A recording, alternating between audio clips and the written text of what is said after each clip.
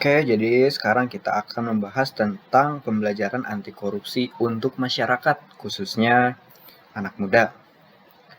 Oke, di tahun 2019, indeks persepsi korupsi di Indonesia adalah 40, dan saya rasa sekarang nggak terlalu jauh, masih sekitar 40-an lah, dari 100, di mana Indonesia mendapatkan peringkat keempat terbesar se-Asia Tenggara setelah Singapura, Brunei Darussalam, dan Malaysia.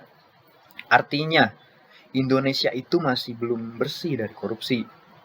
Kenapa demikian? Menurut saya, itu terjadi karena setiap generasi selalu menghasilkan koruptor-koruptor baru, sehingga meskipun para koruptor lama banyak yang sudah ditangkap, masih ada penerusnya. Nah, berdasarkan permasalahan tersebut, kita sebagai anak muda penting bagi kita untuk memerangi korupsi dan menjadi agen anti korupsi agar tidak terlahir koruptor-koruptor baru di Indonesia. Untuk itu, kita perlu memahami fakta tentang korupsi di Indonesia, jenis-jenis korupsi, peran generasi muda sebagai pemutus rantai korupsi, dan langkah pencegahan korupsi atau budaya anti korupsi. Dan ini adalah quotes dari Pak Sarwono Sutikno selaku penasehat KPK dan dosen kita juga. Pemberantasan korupsi bermula dari meningkatkan kualitas data dan informasi yang mendorong transparansi dan kejujuran.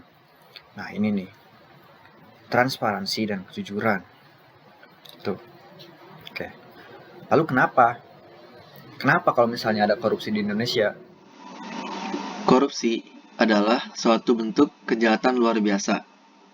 Dikutip dari Peraturan Pemerintah Republik Indonesia Nomor 99 Tahun 2012, menyatakan bahwa tindak pidana terorisme, narkotika, dan prekursor narkotika, psikotropika, korupsi, kejahatan terhadap keamanan negara, dan kejahatan hak asasi manusia yang berat, serta kejahatan transnasional terorganisasi lainnya merupakan kejahatan luar biasa karena mengakibatkan kerugian yang besar bagi negara atau masyarakat atau korban yang banyak atau menimbulkan kepanikan, kecemasan, atau ketakutan yang luar biasa kepada masyarakat. Nah, kelompok kami membagi korupsi menjadi 3. Yang pertama, tindakan melawan hukum untuk memperkaya diri sendiri yang merugikan keuangan negara. Yang kedua, menyalahgunakan kewenangan untuk memperkaya diri yang dapat merugikan keuangan negara. Misalnya, menyuap petugas, pemberi dan penerima suap, benturan kepentingan dalam pengadaan barang jasa, pemerasan, gratifikasi. Yang ketiga, perbuatan curang dan markup. Jadi korupsi itu apa? Korupsi merupakan salah satu tindakan atau perbuatan yang dapat merugikan dan harus segera dilakukan pencegahan dan penindakan secara serius dan juga tegas. Dan korupsi itu adalah perbuatan untuk memperkaya diri sendiri atau korporasi yang dapat merugikan keuangan negara atau perekonomian negara. Dan jenis-jenis tindak pidana korupsi ada banyak dan dirumuskan dalam 30 jenis tipikal. Namun akan dikelompokkan lebih sedikit lagi menjadi 7 jenis besar, yaitu yang pertama kerugian keuangan negara. Yang pasal perundang-undangannya bisa dilihat langsung di gambar. Lalu yang kedua ada suap menyuap. Yang ketiga ada konflik kepentingan dalam pengadaan. Yang keempat penggelapan dalam jabatan. Lalu perbuatan curang, pemerasan, dan gratifikasi. Lalu tindak pidana lain yang berkaitan dengan korupsi yaitu merintangi proses, keterangan kekayaan, keterangan rekening, keterangan palsu, dan identitas pelapor. Lalu selanjutnya, saya akan menjelaskan tentang dampak nyata dari korupsi. Jadi sebenarnya sudah dijelaskan sebelumnya bahwa korupsi ini adalah kegiatan memperkaya diri sendiri untuk kepentingan diri sendiri. Namun sebenarnya korupsi itu timbul akan adanya kemauan dan ketidakpuasan terhadap diri kita masing-masing. Sebenarnya bisa dilihat pada gambar juga, korupsi itu sangat merugikan banyak orang dan efek kerugiannya itu sangat serius. Kita memperkaya diri sendiri, namun di satu sisi ada orang-orang lain yang terlantar dan tidak berkecukupan atas perbuatan kita. Memang kita tidak merasakan perbuatan itu secara langsung, namun tampaknya setelah lama melakukan korupsi, maka akan terlihat bahwa banyak sekali kerugian dimanfaatkan dari korupsi itu sendiri. Contohnya saja bisa dilihat pada gambar, banyak orang yang kemiskinan dan kekurangan akibat korupsi-korupsi yang ada pada Indonesia ini.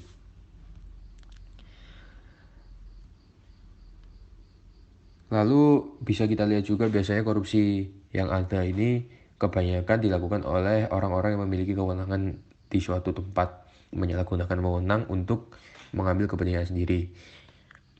Nah, oleh karena itu di Indonesia bisa dikatakan adalah negara yang darurat akan korupsi dan harus diselamatkan. Apabila tindakan korupsi ini dibiarkan terus-menerus akan membuat negara Indonesia menjadi hancur ke depannya. Darurat korupsi di Indonesia menandakan bahwa rakyat Indonesia saat ini sudah terpengaruh dengan korupsi sehingga pemerintah dan aparat penegak hukum seharusnya tidak hanya menekankan pada penindakan hukum dan pengungkapan pelaku kasus korupsi saja. Tindakan pencegahan juga harus dilakukan dengan cara memberikan pendidikan anti korupsi sejak dini, seperti yang kami lakukan sekarang, dengan memberikan pendidikan kepada anak-anak yang akan mengetahui tentang bahaya dan dampak dari korupsi itu sendiri. Sehingga efek dan dampaknya pada saat tubuh dewasa, mereka akan memahami bahwa tindakan korupsi adalah tindakan yang tidak dibenarkan, yang dapat membuat kerugian bagi negara dan orang lain, serta akan ada akibat hukum yang ditimbulkan akibat seseorang melakukan tindakan korupsi.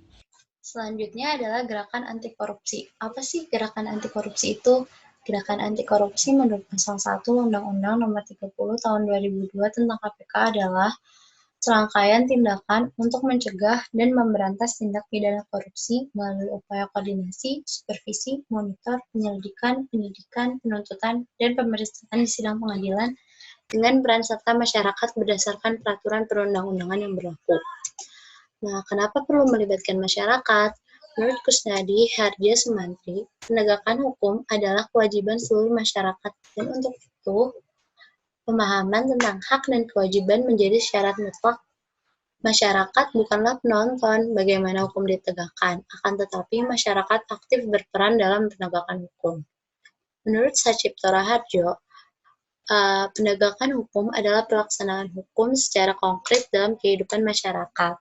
Nah, di sini juga digambarkan bagaimana sih stakeholder dari penegakan hukum sendiri. Nah, terdiri atas dari aparat penegak hukum, penyelenggara negara, dan masyarakat. Kunci utama penegakan hukum adalah kesadaran dan ketaatan hukum dari masing-masing stakeholder, dan masyarakat menjadi salah satu stakeholdernya. Jadi, sangatlah diperlukan peran dari masyarakat dalam penegakan korupsi ini. Kemudian, peran masyarakatnya seperti apa sih contohnya dalam anti korupsi ini? Jadi di sini kita ngasih contoh sebagai pegawai atau pejabat, itu contohnya adalah menjalankan amanah dengan sungguh-sungguh, ikhlas, penuh integritas, profesional, dan mencegah terjadinya korupsi di lingkungan kantor.